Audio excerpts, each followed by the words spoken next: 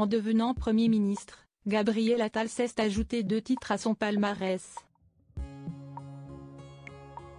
Auparavant plus jeune ministre de la Ve République et plus jeune ministre de l'Éducation nationale, celui qui a eu dans sa jeunesse une amourette avec une célèbre chanteuse est désormais également le plus jeune Premier ministre, à l'âge de 34 ans, un titre chippé à Laurent Fabius qui le détenait depuis 1984, année où il a été nommé à l'âge de 37 ans, mais aussi le premier Premier ministre ouvertement homosexuel de l'histoire de la Ve République.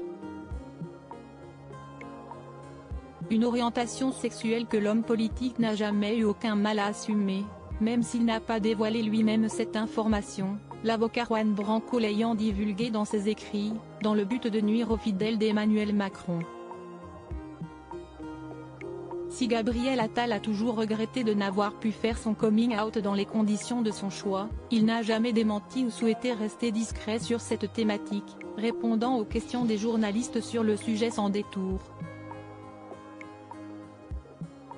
En avril 2019, auprès de nos confrères de Melty, relayé par le HuffPost, il évoquait notamment un changement des mentalités dans le milieu politique sur l'homophobie et assurait se marrer avec ses collègues de gouvernement et de la majorité, tout en étant conscient qu'à partir du moment où tu rentres en politique, on sait qu'on va se le prendre dans la figure. En revanche, si le nouveau Premier ministre parle sans crainte de son homosexualité, pas question pour autant d'étaler sa vie privée. Poser avec mon amoureux, ce n'est clairement pas au programme.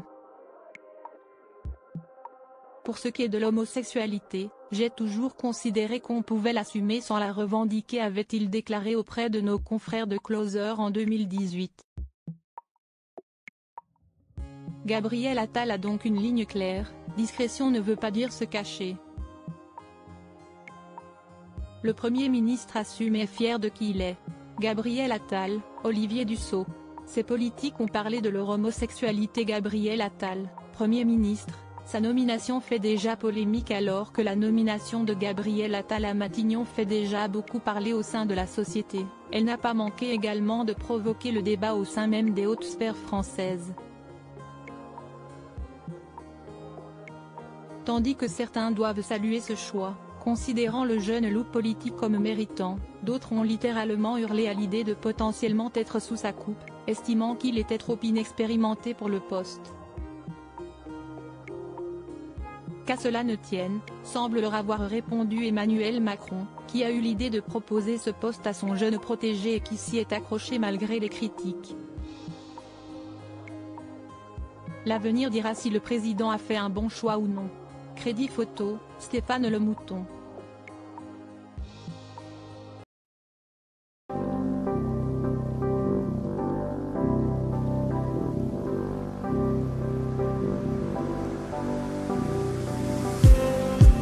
Just